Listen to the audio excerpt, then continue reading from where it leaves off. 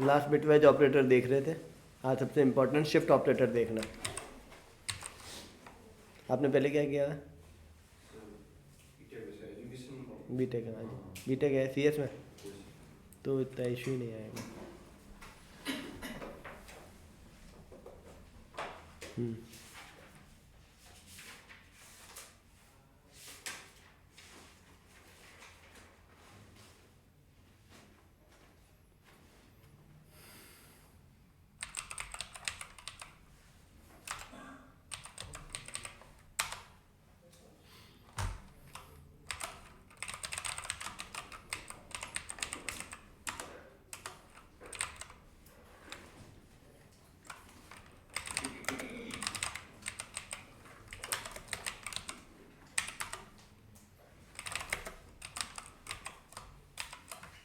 हम बात करते हैं किसके? शिफ्ट ऑपरेटर के।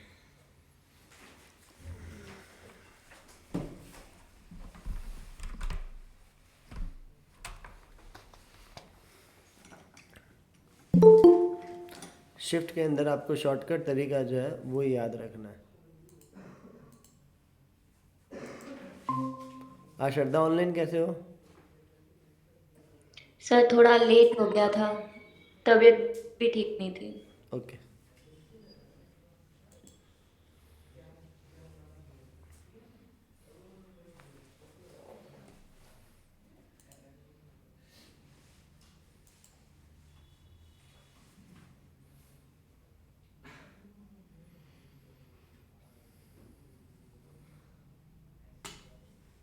आज आपके एक जज आए नहीं? तुम भी सुस्त दिख रहे हो, क्या बात है? नींद से उठ के आए सीधा? हाँ, कल लेट में सोया था। कोड कर रहे थे? लीड कोड, बढ़िया बात है। हाँ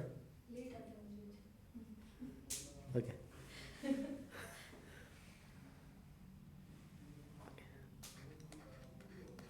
लेफ्ट शिफ्ट, इसके क्वेश्चन बहुत आते हैं, तो उसको इस हिसाब से देखना। मान लेते हो ए इजिकल टू, बाकी ए दी को सबको छोड़ते हैं, हम नॉर्मल बात करते हैं। हमने लिखा 279। मैं चाहता हूँ ये अभी किस पर है? वंस पर है, ये टेंस पर है और ये 100 पर है। ये वंस पर है, ये टेंस पर है और ये 100 पर है। मैं चाहता हूँ ये एक डिजिट शिफ्ट हो जाए, तो मैं क्या करूँगा? इंटू 10 की पावर क्या कर दूँगा? 1। 2 बिट शिफ्ट करना है तो क्या कर दूँगा? 2 बिट नहीं, डिजिट। 3 डिजिट करना है तो 3, तो मल्टीप्लाई हो जाएगा 279 मल्टीप्लाई बाय 10 की पावर 3 कितना हो जाएगा? 1000। ठीक है, तो ये हो जाएगा 279 1 2 3, मतलब कितने डिजिट आगे खिसक गया? 3। तो जो 100 पर था वो कहाँ चला गया? 1 10 100 1000 10,000 एंड लैख, तो यहाँ कहाँ पे पहुँच गया? लैख पर। ठीक इसी प्रकार से यदि बाइनरी से पकड़ना हो तो इसकी जगह 2 की पावर लग जाएगी, क्योंकि वो बिट पर काम कर रहा है। तो बिट किसको रिप्रेजेंट करेगा? 0 और 1 को, है ना? तो 0 और 1 किसको रिप्रेजेंट करता है? बेस 2 को, है ना? पढ़ा हुआ है ना, ये कंप्यूटर ऑर्गेनाइजेशन में हमने पहले पढ़ा था ना, बेसिक में। तो अभी मान लो मैंने कह दिया 27 है ए के अंदर, और बी के अंदर मैंने कहा 7 है।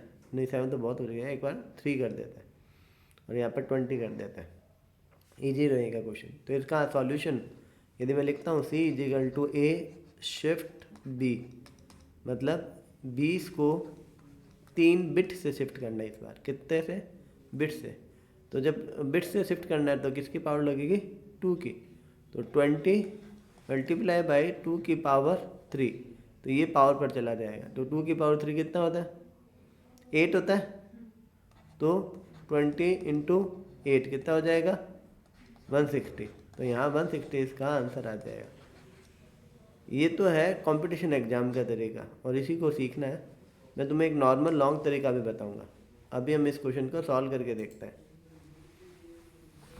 हमने लिखा int A equal to 20, okay, int B equal to 3, मैंने लिखा int C equal to A shift B, तो मैंने लिख दिया क्या? C out. What the answer of C is, कितना आ जाएगा?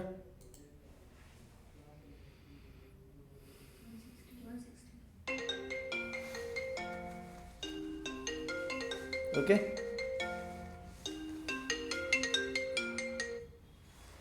हेलो।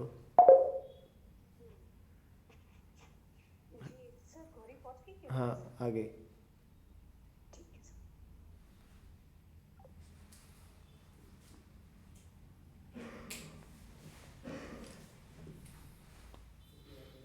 आगे क्या बात समझ में क्लियर है क्या? किसी को डाउट है? अब यदि कोई कॉलेज एग्ज़ाम की तैयारी कर रहा है तो वो इसको कैसे अटेंड करेगा, वो देखो। सेम ही क्वेश्चन है, इसी क्वेश्चन को लेते हैं केवल, ठीक है। तो उनको ऐसे सिखाया जाता है, पहले बाइनरी निकालो किसकी, 1 2 4 8 16। तो 16 और 4 कितने होते हैं, 20।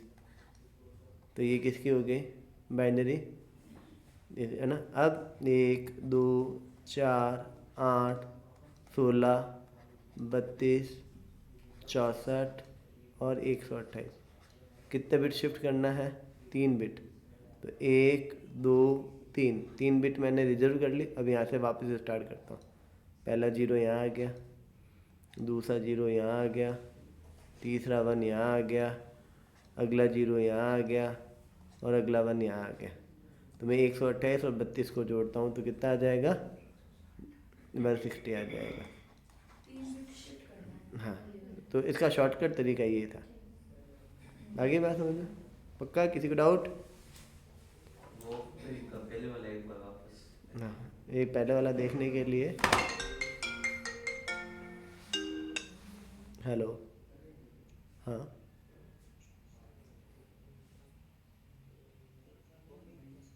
हाँ करवाते हैं।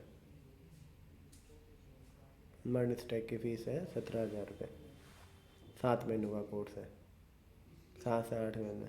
MongoDB, react, node, express, nest और AI integration, generative AI,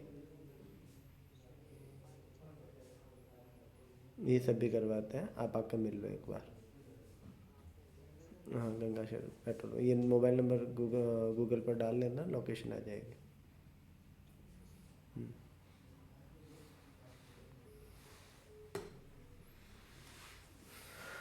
shift का मतलब होता है बिट शिफ्ट करना। ये तरीका तुम्हारे काम का नहीं है कंपटीशन में, ये कॉलेज लाइफ का है। तुम्हें हमेशा यही फॉर्मूला याद रखना। किसी भी बिट को शिफ्ट करना है तो किसकी बेस लगाना है, 2 की पावर, सेकंड ऑपरेंड यहाँ आ जाएगा, मल्टीप्लाई, और ये यहाँ आ जाएगा, सिंपल। हाँ, तो और बड़ी वैल्यू हो जाएगी। अब एग्जाम में यदि इसका बड़ा क्वेश्चन आ जाता है तो ये वाला कॉम्प्लेक्स है और इससे आंसर गलत ही आना है, क्योंकि कहीं ना कहीं तो 0 1 खोटा लिख ही देंगे। और 1 मिनट के अंदर कैसे सॉल्व होएगा, है तो आखिरकार हमारे पास 50 सेकेंड ही क्वेश्चन को सॉल्व करने के लिए। तो इसका सॉल्यूशन क्या है कि आप हमेशा इसी फार्मूला पर फोकस करो। थोड़ा बड़ा क्वेश्चन लेता है, आपको लिख के वैसा है ना, बाकियों के लिए शॉर्टकट ही काम किया, आप दोनों लिख सकते हो। मान लेते हैं किसी ने लिख दिया 175, ठीक है, और यहाँ लिख दिया मान लेते हैं 2। तो क्या करना है, सीधा 2 की पावर 2 कितना हुआ, 4, और 175 इंटू 4, सीधा इसका, हाँ 700 हो गया क्या? मैंने करना पड़ेगा आपको, 4 टाइम इसको बढ़ाना पड़ेगा, 700 आ गया। तो दैट्स इतने इजी क्वेश्चन पीस में करना है इसको कॉम्प्लेक्स नहीं करना है, इसको बिट निकालने मत बैठना। एग्जाम में हमें विद इन, ये क्वेश्चन ऐसे हैं कि सीधा लिखा, मल्टीप्लाई किया और आंसर निकाल लिया। ज़्यादा से ज़्यादा 3 बिट का शिफ्ट पूछ लेंगे, 4 का तो बहुत टफ हो जाएगा, ठीक है। तो 4 बिट के शिफ्ट में तो 16 हाँ देख लेते हैं, 28 हो जाएगा, 4 गुना हो गया 7। आगे बात समझ में क्लियर हो गया क्या? इतनी सी बात है। कोई इशू है अभी आपको? ठीक है, ये हो गया लेफ़्ट शिफ्ट, ठीक है। इसके थोड़े कॉम्प्लेक्स क्वेश्चन भी आते हैं, वो रुक कर करेंगे। पहले लेफ़्ट शिफ्ट के बाद में राइट शिफ्ट कर लेते हैं। यदि मैं शिफ्ट को ऐसे मूव कर दूंगा, आज आप बहुत लेट हो, सर कुछ नहीं कर सकते। एक टॉपिक निकल गया आपको।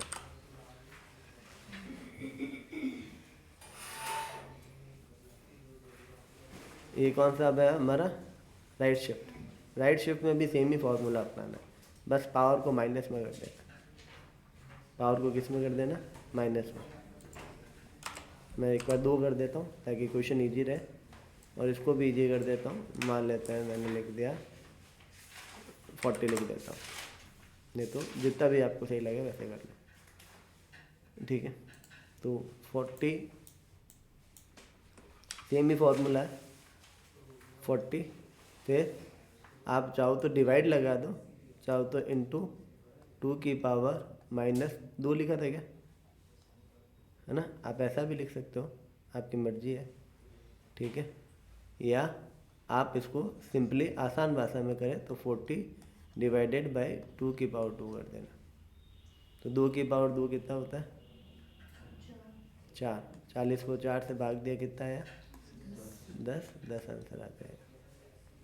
-2 करोगे तो 1/4 आ जाएगा, वैसे आ जाएगा 1/2 आ जाएगा, ठीक है। तो यहाँ पर क्या करना है? 2 की पावर 2 मल्टीप्लाई की जगह डिवाइड लगा देना, तो इस प्रॉब्लम को सॉल्व कर देते हैं। तो आंसर में क्या आ जाएगा? 10। अब मान लो पॉइंटर में हो तो, जैसे मान लो मैंने 43 लिखा हुआ हो तो पॉइंट वाली वैल्यू को इग्नोर कर देगा, डिस्कार्ड कर देगा। तो यहाँ पर पॉइंटों की वैल्यू डिस्कार्ड हो जाएगी और आंसर अभी भी क्या आएगा? 10 ही आएगा। बात समझ में आ गई क्या? सिंपल कैलकुलेशन क्या है? 43 था डिवाइडेड बाय 10 की पावर कितना था? 2। तो 43 डिवाइडेड बाय 4 तो कितना आया? 10 पॉइंट समथिंग आएगा ना। पॉइंटों को डिस्कार्ड कर देना, बस आपको इंटीजर वैल्यू में ही आंसर रखना है।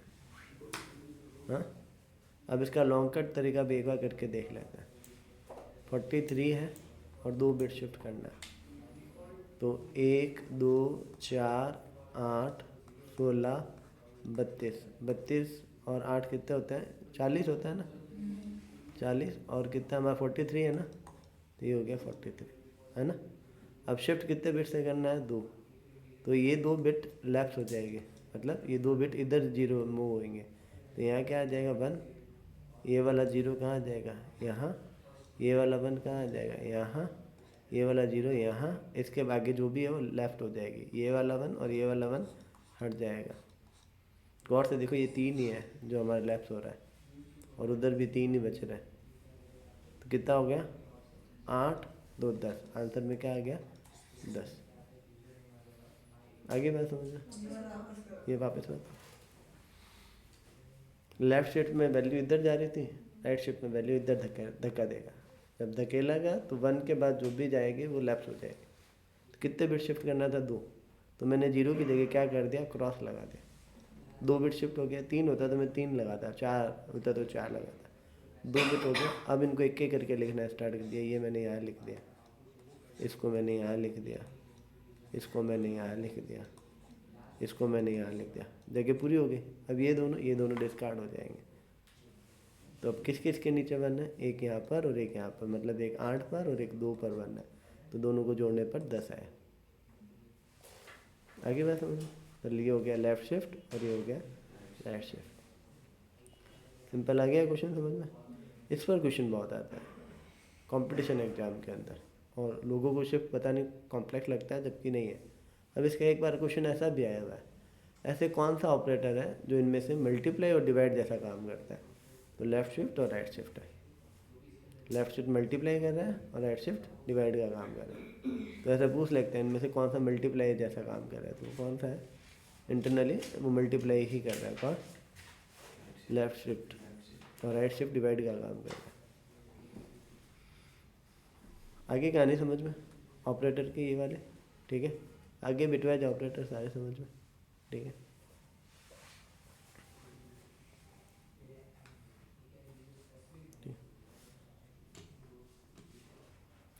अब इसके अंदर है ना, रेंज पर और क्वेश्चन आएंगे, वो थोड़ा दिनों बाद करेंगे।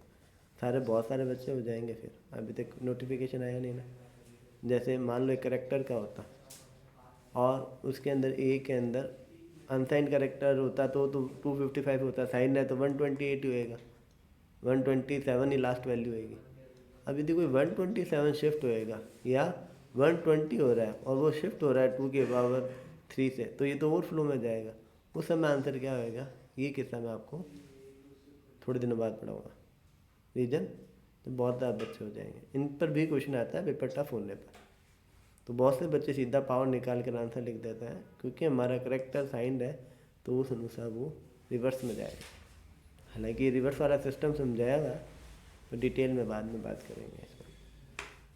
याद रखना रेंज पर जब ये क्वेश्चन आएंगे ना, रेंज पर जैसे मान लो इंटीजर 2 बाइट का है और 65,535 से उसकी अनसाइंड इंटीजर की वैल्यू है, 32,767 है इंटीजर की रेंज यदि साइन है तो। अब यदि वो कोई पावर आ रहा है 32,000, फिर पावर करने पर वो उस रेंज से बाहर जा रहा है, तो आंसर वो नहीं होगा जो हम एक्सपेक्ट कर रहे हैं, आंसर माइनस में चला जाएगा। डिटेल में बाद में बात करेंगे, अभी सिंपल पढ़ते हैं। बेसिक इजी क्वेश्चन आए तो एस टाइप का आएगा, और इसी में टफ क्वेश्चन जो आएगा वो रेंज पर आ जाएगा। ठीक है, तो आपको ये डेटा टाइप हो रहा है वो धीरे धीरे बाद में पढ़ा जाएगा। जैसे धीरे धीरे बच्चा आ रहा है बीच में, जैसे जैसे बच्चे आएंगे फिर उनको एक साथ करवाना ही होगा, तब आपको पुराना कवर कर पाएंगे। ठीक है, hope this is clear right ना, आगे बढ़े। ठीक है, तो ऑपरेटर के कॉन्सेप्ट हमारे कवर हो गए। नेक्स्ट हमारा कौन सा बचता है, हम ले लेते हैं कौन से, इफ़ को ले लेते हैं, मतलब कंट्रोल स्टेटमेंट को ले लेते हैं। किसको ले रहे हैं, कंट्रोल स्टेटमेंट को। स्पेशल वाले तो अलग अलग आएंगे, जैसे साइज ऑफ हमें मालूम है, ये पॉइंटर आएगा तब आएगा, ये एड्रेस के लिए यूज होता है, ये आगे पॉइंटर में फिर पढ़ेंगे पास बाय रेफरेंस में, ये सारे अपने अपनी जगह पर आएंगे, ये अचानक से आ ही नहीं सकते, इसलिए स्पेशल तो बहुत है। फंक्शन में मैं कॉमा का भी यूज बताऊंगा, कॉमा कैसे यूज करता है। कॉमा ऑपरेटर भी दो रहा है, इसका भी बहुत सारे क्वेश्चन आते हैं, वो राइट टू लेफ्ट चलता है। तो ऐसे बहुत सारे ऑपरेटर है जो आगे चीज़ों में आएंगे, बीच में नहीं आ सकते, आने पर समझ में नहीं आएंगे। ठीक है, इसलिए हमने स्पेशल को भी डिस्कस नहीं किया। Let's continue with if. हमने एक टर्नरी ऑपरेटर पढ़ा था और एक इफ होता है, दोनों ही कंट्रोल स्टेटमेंट का काम करते हैं। कंट्रोलिंग मतलब कंडीशनल का काम करते हैं। यदि ट्रू हुआ तो यहाँ आएगा, यदि फॉल्स हुआ तो यहाँ आएगा। इसके अंदर भी यदि यहाँ ट्रू हुआ तो यहाँ आएगा, और यदि फॉल्स हुआ तो यहाँ आएगा, है ना। ऐसे ही था, ये ट्रू वाले हिस्से पर यहाँ आएगा, पहला ट्रू हुआ तो यहाँ आएगा, फॉल्स हुआ। इन दोनों में अंतर क्या है, इसमें और इसमें क्या अंतर है? नहीं, ऑपरेशन एक एक्सप्रेशन है जबकि वो एक स्टेटमेंट को फॉलो करता है। That's the right answer. ये क्या है, एक एक्सप्रेशन क्रिएट करता है क्या,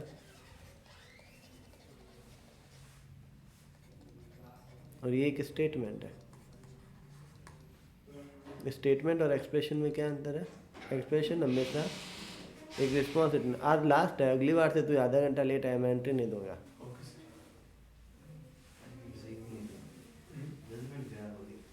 और यहाँ नहीं बैठेगा,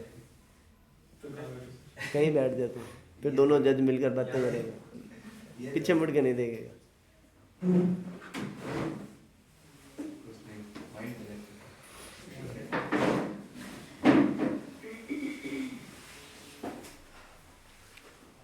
बात समझ में आ गई क्या? तो ये और ये दिखने में एक जैसे हैं, दोनों में फ़र्क है।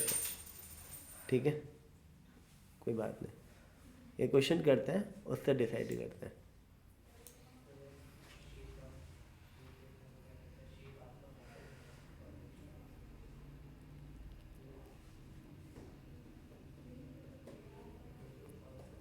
फंक्शन आते हैं, बेसिक फंक्शन आते हैं। फंक्शन बनाने के लिए हम वॉइड बाद में पढ़ेंगे, वैसे तो एक बार कोई भी फंक्शन का नाम और फंक्शन यदि यहाँ रिटर्न टाइप का होता है तो रिटर्न लिखता है, ठीक है। यदि रिटर्न मतलब मान लो मैंने यहाँ इंटीजर लिखा तो मैं यहाँ से 5, 10 या ऐसा कुछ भेजूँगा। यदि फ्लोट लिखा तो पॉइंटों में भेजूँगा, करेक्टर लिखूँगा तो करेक्टर भेजूँगा, स्ट्रिंग लिखूँगा तो कोई स्ट्रिंग भेजूँगा, ऐसे। मतलब यहाँ जो रिटर्न टाइप होता है वो यहाँ लिखता है। फंक्शन पूरा बड़ा टॉपिक है, आएगा, पर टर्नरी ऑपरेटर को समझाने के लिए हम एक फंक्शन बना के देखते हैं जिससे आपको इफ़ में और टर्नरी में अंतर समझ में आएगा। फिर हम इफ़ को पढ़ना स्टार्ट करेंगे।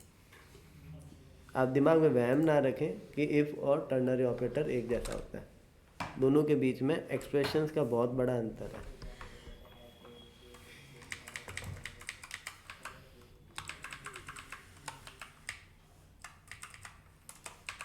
मैंने void की जगह यहाँ पे लिख दिया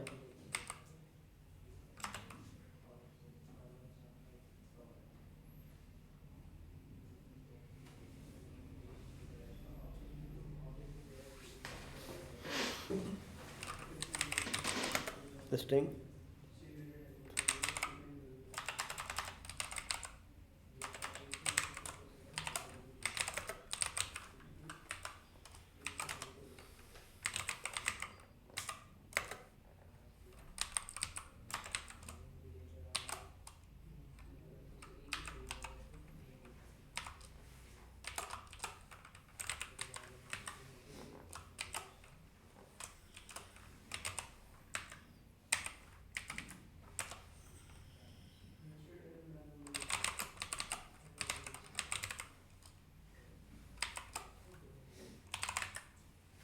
क्या आंसर आएगा?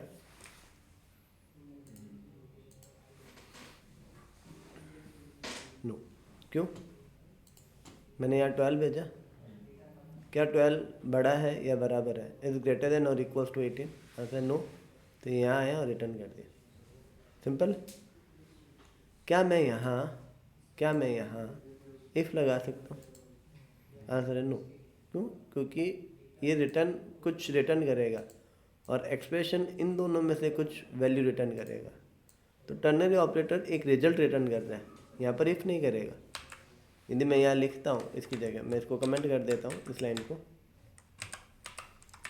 और इसकी जगह मैं सोच रहा हूँ मैं ऐसा लिख दूँ, क्या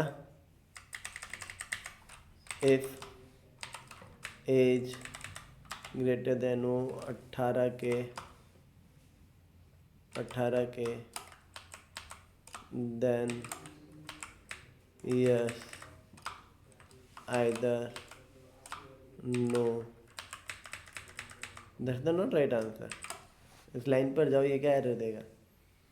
एक्सपेक्टेड एन एक्सप्रेशन, और ये क्या है? एक स्टेटमेंट है। तो बहुत से लोग जो समझते हैं कि इफ़ और टर्नरी ऑपरेटर एक ही बात है, तो एकदम ही अलग है, अपनी अपनी जगह है उनकी। जहाँ इफ़ यूज आएगा वहाँ इफ़ यूज आएगा, जहाँ एक्सप्रेशन यूज आएगा जहाँ एक्सप्रेशन ही आएगा। काफ़ी जगह ऐसे होते हैं वहाँ हम इफ़ और एक्सप्रेशन दोनों लिख सकते हैं। अब इसी क्वेश्चन को मुझे इससे सॉल्व करना होता है तो मैं क्या करता, मुझे लिखना पड़ता है ऐसे बहुत सारा, इफ़ एज ग्रेटर देन हो इक्वल्स टू हो 18 के, then return yes, else return no। तो कौन सी लाइन बढ़िया है, लाइन नंबर 4 या लाइन नंबर ये? तो ये 4 इजी है, क्योंकि एक रिटर्न स्टेटमेंट है, उसके अंदर एक एक्सप्रेशंस के थ्रू हमने प्रॉब्लम को सॉल्व कर दिया। आई क्या बात समझ? तो कौन सा बेहतर है? लाइन नंबर 4 और 5 में से 4 इजी लग रहा है और है भी इजी, क्योंकि एक ऑपरेटर लगा है, उससे सारा काम हो गया। टर्नरी ऑपरेटर इसलिए बोल रहे हैं क्योंकि 3 ऑपरेंड है ना। आखिर आइदर इसको कंडीशनल ऑपरेटर बोलते हैं। टर्नरी ऑपरेटर इसके नंबर ऑफ ऑपरेंड के आधार पर हमने नाम दिया है। इसका नाम एक्चुअल में क्या है? कंडीशनल, मतलब कंडीशन के आधार पर डिसाइड करता है कि क्या करना है। ओके राइट ना? किसी को इशू है? तो कभी भी कोई मतलब ऐसे सिंपल क्वेश्चन आ जाएगी भाई, हम टर्नरी ऑपरेटर और इफ़ एल्स में अंतर क्या है? तो क्या अंतर है? एक्सप्रेशन और स्टेटमेंट का। एक एक्सप्रेशन है जो कुछ रिटर्न करेगा, इफ़ कभी भी कुछ रिटर्न नहीं करता। इफ़ एक बिहेव कर रहा है कि यदि ऐसा हुआ तो मुझे क्या करना है। आगे बात समझ में? तो यहाँ पर हमारे 2 लाइनों का कोड, मतलब हमें 2 बार लिखना पड़ा है इसको। अब हम इसको पढ़ना स्टार्ट करते हैं। कुछ दिन पहले इसको पढ़ा था हमने, है ना। तो ऐसे ही यदि आप कोई और लैंग्वेज पढ़ते हैं, पाइथन, जावा स्क्रिप्ट, तो मैं इसके बहुत एग्जाम्पल करवा देता, जो आगे आएंगे भी तो मैं उनमें पूछूंगा, क्योंकि सारी लैंग्वेजेज है आपके सिलेबस में। तो जब उन लैंग्वेजेज आएंगे ना, उनमें मैं सीधा यूज करते हुए पूछूंगा। अब इसमें स्ट्रिंग को कॉन्किनेट करने के अलग अलग लफड़े हैं, तो इसलिए हम अभी नहीं कर रहे। आगे कहानी समझ में सबको। अब इसके बारे में पढ़ते हैं। इसको क्या चाहिए, इसको हमेशा ट्रू चाहिए। इसको हमेशा क्या चाहिए, ट्रू। ठीक है। इफ के बाद क्या आ जाएगा, वन स्टेटमेंट।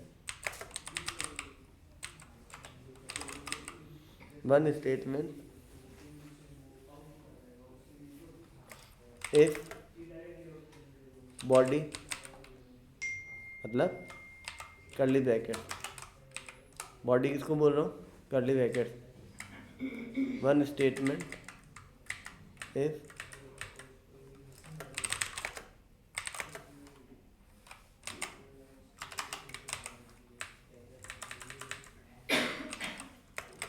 यदि इफ की कोई बॉडी नहीं है तो क्या आएगा, एक स्टेटमेंट आएगा। बात समझ में आएगी, क्लियर है क्या। चलो अब कुछ क्वेश्चन पूछते हैं इसका। हर क्वेश्चन अपने आप में यूनिक होएगा। सारे क्वेश्चंस आप लोगों को उतारना आपके एग्जाम में हेल्प करेगा। मैं लिखा इंटीजर का a = 0, ठीक है। इफ a, तुम बाद में आंसर दोगे,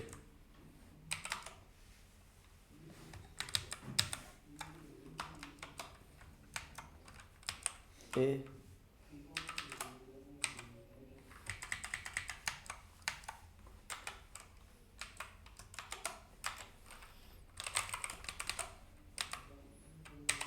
का मान क्या है,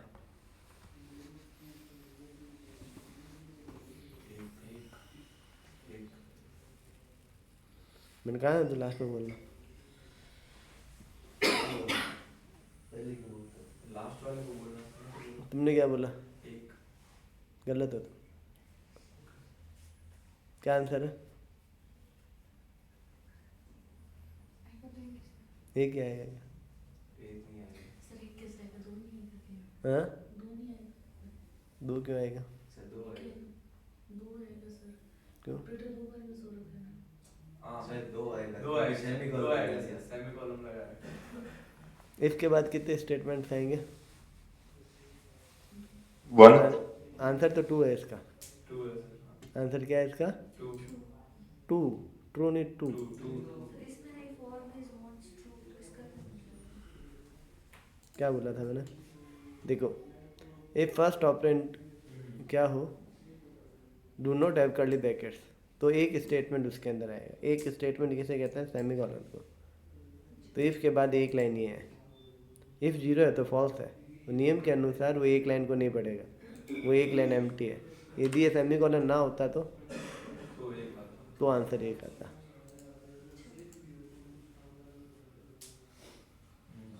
बात समझ में आई क्या, हाँ या ना, हाँ। इसका पूछ लो। हाँ, तो इफ के बाद कितनी लाइन आती है, एक लाइन आती एक लाइन आती है। अब यहाँ सेमीकोलन आता है तो एरर नहीं है। बहुत से लोग क्या सोचते हैं इफ के बाद सेमीकोलन नहीं आता, नहीं आता, सही है ये लाइन। पर यदि सेमीकोलन आ रहा है इसका मतलब ये है कि उसके बाद एक जो लाइन आ रही है वो टर्मिनेट हो गई। बात समझ में आ गई, पक्का।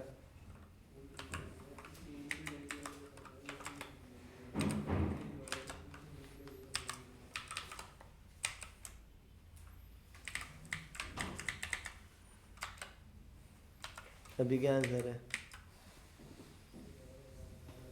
3 2 सब भी सेम ही कर रहे हैं, ये सब एक आएगा इस पर। 2 आएगा। ऑप्शन दे देता हूँ, मेरे कौन सा चीज़ आ रहा है। 3 दिया। है। वो देखना सेमीकोलन में कौन सा है। मतलब वो एक ही लाइन तो कंडीशन कहाँ की होगी, अभी भी तो 0 ही है। अच्छा, वो 0 ही है। एक ही है। चौथा चेंज करते हैं। एक ही आएगा फिर तो, दो भी नहीं हेल्प आएगा। तो नहीं है। एक ही आएगा, दो भाई एक 1 इज राइट आंसर। हाँ पीछे कॉलर लगा वो पहले वाला राइट हाँ पंचुएशन मार्क्स आ जाते हैं ना, तो केवल सी प्लस प्लस में, बाकी में तो अलाउ ही नहीं है। ये एक ही लाइन कंसिडर कर रहा है। सेमी कॉलन एक लाइन को रिप्रेजेंट करता है सी प्लस प्लस में। जब तक सेमी कॉलन नहीं आएगी तब तक एक लाइन ख़त्म नहीं होगी, सी और सी प्लस प्लस दोनों में। तो ये जीरो है, जीरो मतलब क्या हो गया, false. First return then update है, एक तो हो गया। अब ये दोनों लाइनें ही फॉल्स में है, तो आंसर अभी आंसर क्या आएगा, एक ही आएगा। ये एरर नहीं होगा, सेमी कॉलम नहीं है तो लाइन एक ही काउंट आएगा। आई क्या बात समझ में? तो ये बात बहुत ही रेयर लोगों को मालूम है कि इफ़ के बाद एक लाइन का मतलब ये दोनों लाइनें एक लाइन में है। इसको उतारो कॉपी में, याद रखने वाली बात है।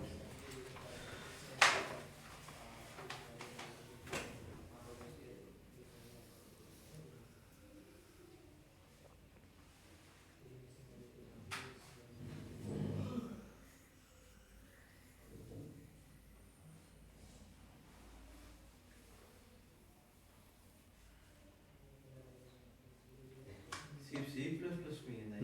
सी एंड सी प्लस प्लस दोनों में, और किसी के अंदर आप ऐसे कॉमा यूज़ नहीं कर सकते। लाइन टर्मिनेट करनी पड़ने के लिए सेमीकोलन लगाना पड़ेगा।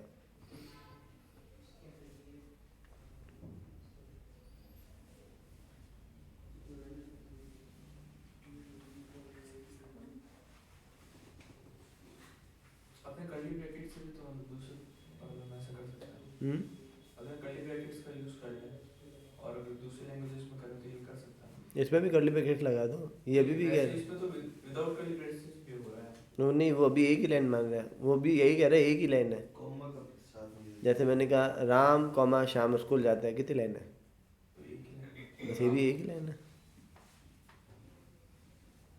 कॉमा मतलब यहाँ पर एक ही लाइन को रिप्रेजेंट कर, पंक्चुएशन मार्क्स आ गए। ठीक है, क्लियर हो गया।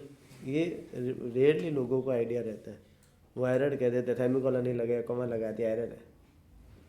मैं तो तुम्हारे कोड आउटपुट में रेड लाइन नहीं आ रही इसलिए तुम्हें मालूम है एरर नहीं है। आइदर ये एग्जाम में आता है तो बच्चे के दिमाग में एक पॉइंट आ जाता है कि ये तो एरर है, सेमीकोलन नहीं है, तो चौथा ऑप्शन क्लिक कर जाते हैं वो एरर को। सिंपल है, कहानी समझ में आ गई। फिर से डिस्कस करते हैं।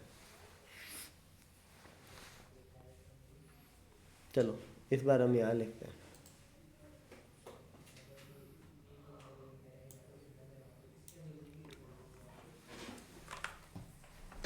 ताकि एरर वाला लफड़ा ही ना रहे।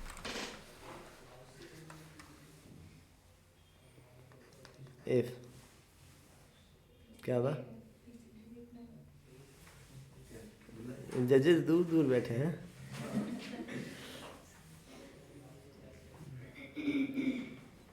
आई कांटेक्ट नहीं हो पा रहा था, जैसे बता नहीं पा रहे। बड़ा दुख कर दिया इन लोगों ने। एग्जाम में कौन बैठेगा डिस्कशन करवाने के लिए। सर एग्जाम में नहीं पड़ी।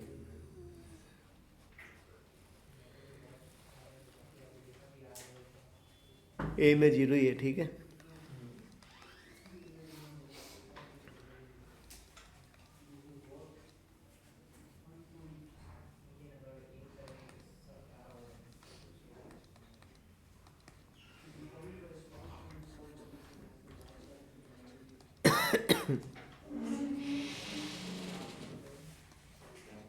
कौन है, क्या अड़ी होगी सारी श्रावण, हाँ क्या अड़ी होगी, सुबह क्यों नहीं आए।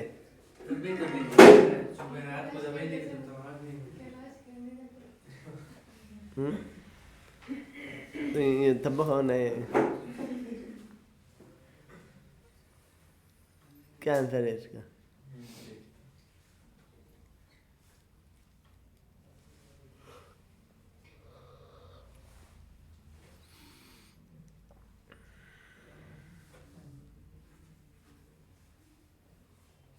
हाँ zero minus one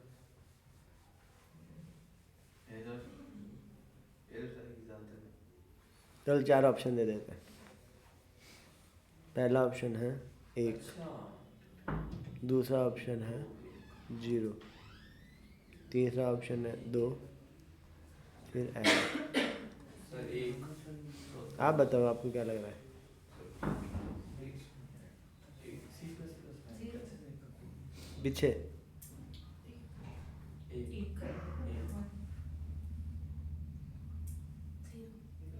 error is right answer. क्योंकि if खत्म होने के बाद बीच में डाल के आगे else नहीं लिख सकते। हाँ सही आंसर। अभी मैसी पर डोड़ा है, तू भी मैसी पर डोड़ा है और सेम ही बैच में हो। अरे वो आप सबसे लास्ट में बोला, बोलना मत। हाँ तेज जगह भाग गया गलत तुझे।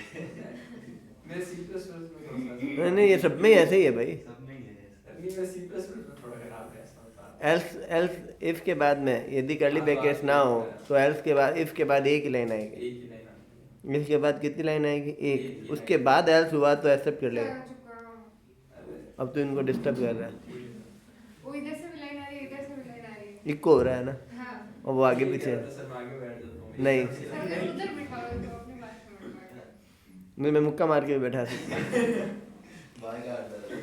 नहीं हाँ, बस। इफ के बाद यदि कर्ली ब्रैकेट्स ना हो और इफ के बाद मल्टीपल लाइन आ जाए तो एल्स का इफ से कनेक्शन टूट जाएगा। यदि ये सेमीकोलन नहीं होता ना तो ये लाइन सही थी, उस केस में आंसर आ जाता, क्योंकि इफ के बाद एक लाइन फिर एल्स, उसके बाद में एक लाइन, क्योंकि कर्ली ब्रैकेट्स नहीं है। क्योंकि इफ के बाद एक सेमीकोलन आ गया तो इसके जस्ट बाद एल्स होता तो उसको एक्सेप्ट कर लेता, पर अब नहीं करेगा क्योंकि 2 लाइन हो गई, तो वो कहेगा अनएक्सपेक्टेड एल्स। ये एल्स कहाँ से आया? एल्स की गलती है। ऐसा नहीं है कि इफ़ के बाद सेमीकोलन नहीं लग रहा, वो ये कह रहा है इफ़ के बाद एक लाइन के बाद एल्स आता तो मेरा, एक से ज़्यादा लाइन आ गया तो अब एल्स से मेरा कोई लेना देना नहीं है, तो एल्स अनएक्सपेक्टेड है, एरर है इसका आंसर।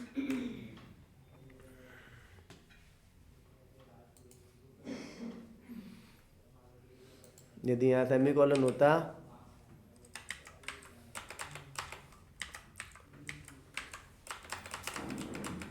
अभी तक तो ये एरर नहीं है, लेकिन आप जैसे ही एल्स लिखोगे वो कहता है एल्स कहाँ से लाया था, ननोड़ है क्या हटे एल्स फिर ए प्लस प्लस ए माइनस माइनस, तब ये एरर क्या देगा? Unexpected else, unexpected a statement else. ठीक है, else without a previous if, else किसके बिना है? इफ के बिना है। बात समझ में आ गई? अब ये मत कहना सेमीकोलन की वजह से एरर है, नहीं, ये इसकी गलती है, जब उसने यहाँ सेमीकोलन लिख दिया तो यहाँ एक लाइन और क्यों लिखी। यदि इसको हटा दूँ तो ये इसको एकदम परफेक्ट आंसर है, और ये आंसर दे देगा जो भी आप लोग सोच रहे हो वो। ठीक है, क्लियर होगी बात? समझ में आ गई? डन। तो क्या आंसर समझ में आया? इफ के बाद कितनी लाइन आ सकती हैं? यदि एक से ज़्यादा हुआ तो एल्स का उससे रिश्ता ब्रेक हो जाएगा। आगे बात समझ में? अब दूसरा नियम क्या है? इफ के बाद आप कर्ली ब्रैकेट्स डाल सकते हो। इफ फिर कर्ली ब्रैकेट्स फिर एल्स फिर कर्ली ब्रैकेट। अब जरूरी नहीं है दोनों में कर्ली ब्रैकेट डालो, एक में डाल दो एक में मत डालो, या एक में डाल दो एक में मत डालो। कर्ली ब्रैकेट्स की जरूरत है तो लगाओ, वरना मत लगाओ। या कर्ली ब्रैकेट्स होते हुए मैं एक लाइन लिख सकता हूँ, हाँ लिख दो। कर्ली ब्रैकेट्स बिना भी एक लाइन लिख दो, लिख दो। कर्ली ब्रैकेट्स ये कहता है ब्लॉक ऑफ इफ है। बात समझ में आ गया? क्लियर हो गया? अब इस क्वेश्चन को कैसे है, क्या इफ के इफ बिना किसी स्टेटमेंट के हो सकता है? आंसर है हाँ, यदि वो कर्ली ब्रैकेट्स में हो। कर्ली ब्रैकेट्स लाइन को खाली छोड़ सकता है। कर्ली ब्रैकेट्स किसको रिप्रेजेंट करता है? 0 और मोर देन 0।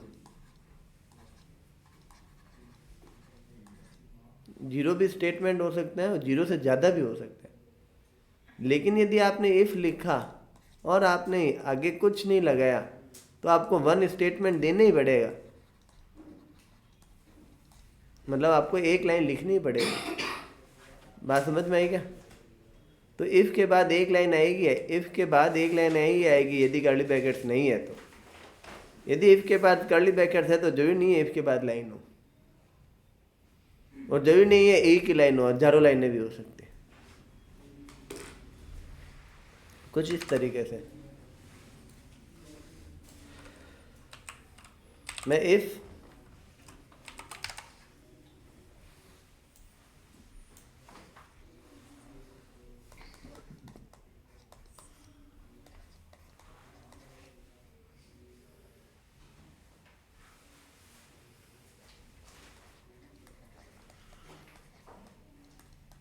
क्या ये लाइन कोड सही है?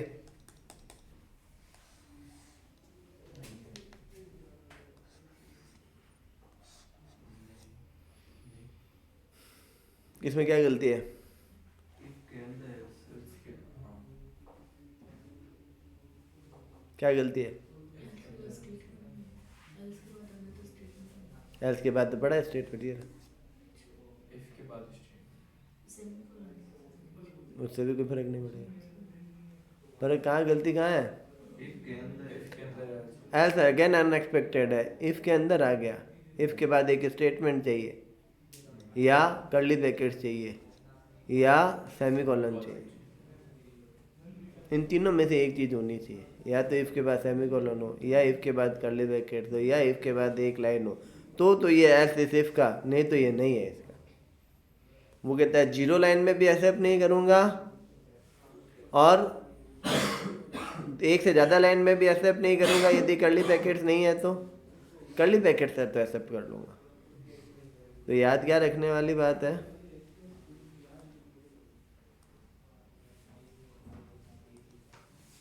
एक तो सेमीकोलन होना जरूरी है, एक कर्ली ब्रैकेट्स होना जरूरी है, एक वन लाइन होनी जरूरी है यदि इस इफ को इससे बाइंड करना है तो। आगे क्या बात समझ में क्लियर?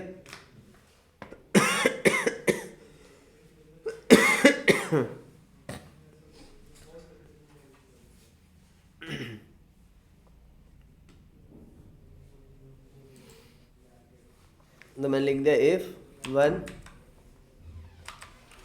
एल्स सी आउट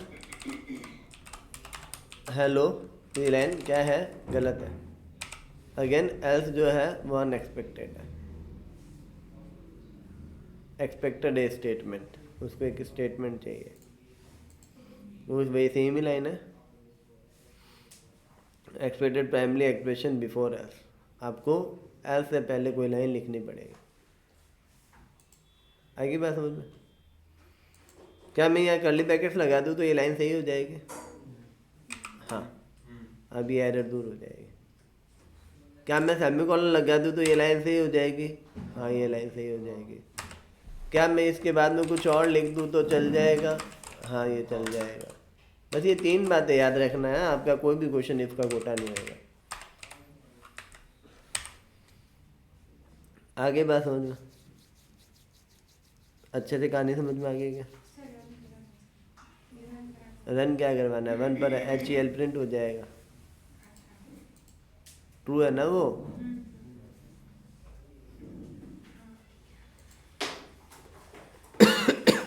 कहानी समझ में आ गई क्या? सबको सही सही समझ में आ रहा है? इफ में क्या प्रॉब्लम आती है, हम बाउंड्रीज पर फोकस नहीं करते। इफ की बाउंड्री क्या है, इफ के बाद क्या आएगा, सेमीकोलन आया तो एक लाइन हो गई, इफ के बाद एक लाइन आई तो एक लाइन हो गई, इफ के बाद कर्ली ब्रैकेट्स आ गया तो बॉडी हो गई इफ के। तो कर्ली ब्रैकेट्स के बाद एल्स आ सकता है। बात समझ में आ गई?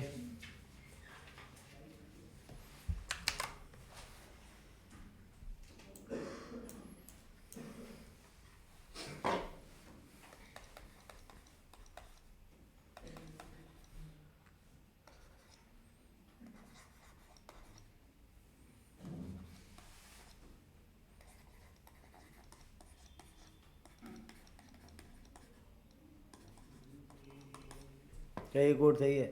नहीं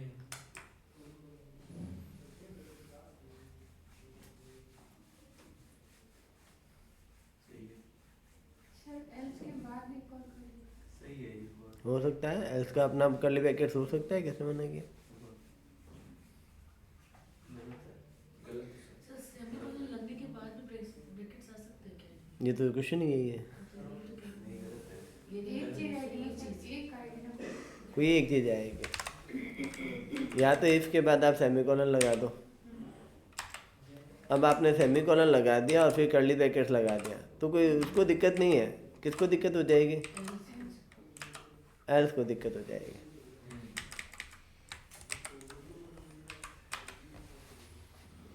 किसको दिक्कत होगी? एल्स महाराज को दिक्कत होगी। एल्स क्या है ये उनचाल वाला, ठीक है। तो दोनों नहीं डालना आपको। क्लियर हो गया? क्यों? क्योंकि हमने बॉडी को रिप्रेजेंट कर दिया।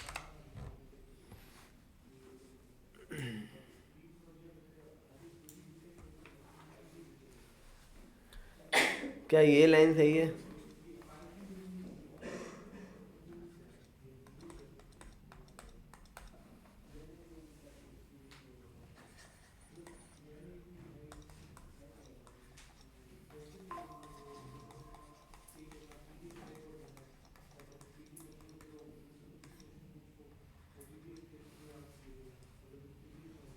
ये डबल कोट बंद है, ठीक है।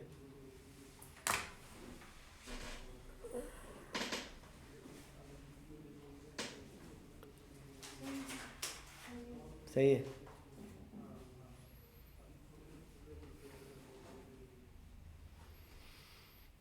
आप बताओ, गलत है या बता नहीं?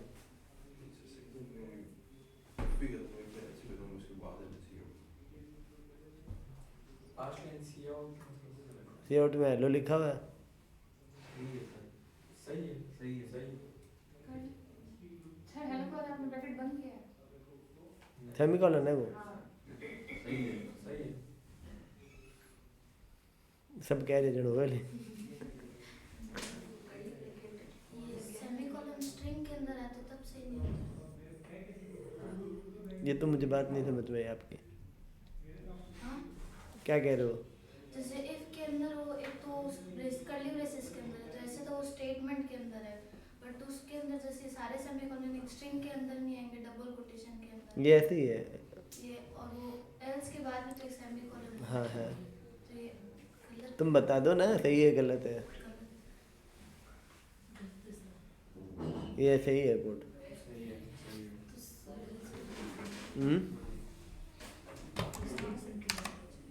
देखो इफ के बाद अंदर खूब सारा सेमीकोलन, फिर एल्स के बाद सेमीकोलन, फिर कर्ली ब्रैकेट्स। क्या ही दिक्कत है?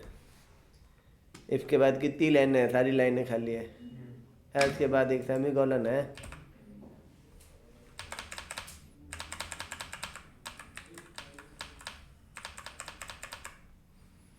और ये चाहो तो साथ में लिख लो, कोई दिक्कत ही नहीं है। कोड में कोई प्रॉब्लम नहीं है। कर्ली ब्रैकेट्स के अंदर कितने सेमीकोलन, क्या ही फर्क पड़ना है? ट्रू है, अंदर आ गया, ठीक है। और यदि यहाँ जीरो होता तो तो कुछ नहीं होता, ये हेलो प्रिंट लेते तब भी हेलो प्रिंट होता, कोई कोड में आउटपुट में फर्क नहीं आता। वो एल्स में जाता है सेमीकोलन। तो इस बार ये ब्रैकेट एरर क्यों नहीं दे रहा? यहाँ था तब दे रहा था। क्योंकि यहाँ पे एल्स कोई नहीं मिल जाता। यहाँ पे जो ब्रैकेट वो एक ब्लॉक है। That's block right. वाली एक नहीं है। यदि खाली कर्ली ब्रैकेट्स ब्लॉक भी तो बनाता है, स्टार्टिंग में बताया था ना। तो ये तो ब्लैंक ब्लॉक है, इसका एल्स से कोई लेना देना नहीं है। आगे बात समझ में क्लियर हो रहा है? ठीक है। तो सिंपल इफ एल्स में किसी को दिक्कत है? चलो एक क्वेश्चन पूछता है, हालांकि is not part of competition exam, coding का तो पार्ट है ही है, इस हिसाब से पूछ लेते हैं।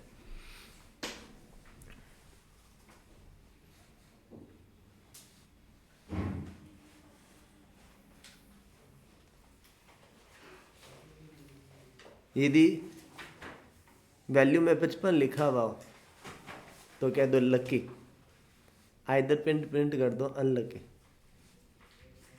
यदि एक बैल नाम का वेरिएबल है, उसमें यूजर ने बाय भूल से यूजर से वैल्यू ली और उसने भूल से 55 लिख दिया, तो किसको लिख दिया कि यू आर लकी।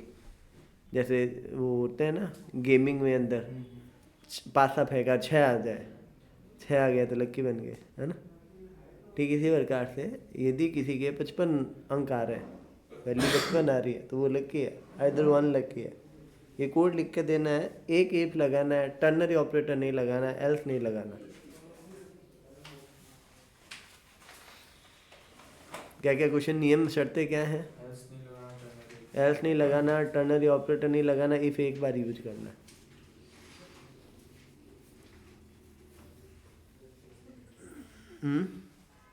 क्वेश्चन दोबारा बोलो। क्वेश्चन ये है, यदि किसी, मैं यूजर से वैल्यू लेता हूँ, मैं आधा लिख देता हूँ कोड, आप और भी लिख सकते हो, आप जो चाहो वो लिख लो। मैं तो जस्ट प्रिंट सी आउट एंटर वैल्यू सी इन, यूजर ने वैल्यू दे दी वैल में। इसके बाद में आपको प्रिंट करना है लकी और अनलकी, इसके आगे का कोड लिखना है। तो वैल में यदि 55 आता है तो लकी है, 55 नहीं आता है तो अनलकी है। क्वेश्चन यही है कि एक इफ यूज करना है, एल्स यूज नहीं करना, टर्नरी ऑपरेटर यूज नहीं करना, एल्स भी यूज नहीं करना, टर्नरी ऑपरेटर भी यूज नहीं करना, कॉपी पेन निकालना है, एक इफ लिखना है। सिंगल इफ से ज़्यादा आप लिख नहीं सकते, बाकी आपको जो चाहे वो यूज कर लो।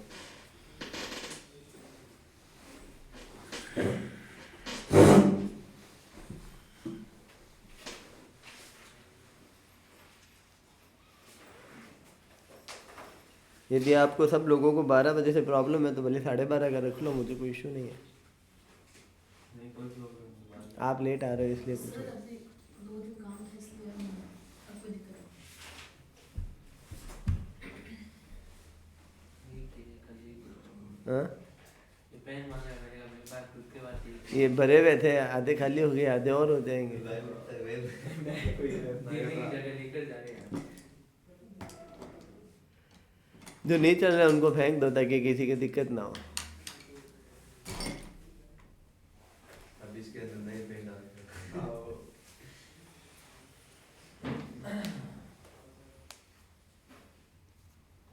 ले घड़ी कर रही है, पानी पी लो, पानी पी के आता हूँ। मेरी होती है उठ जाओ स्टैंड थोड़ी देर के लिए उठ जाओ। एक बार हार्ट रेट तेज बता रही थी, मेरी बता रहे थे ये 100 से ऊपर हो रही है, ऊपर हो रही है, तो मुझे कुछ फील नहीं तो मैंने किया है।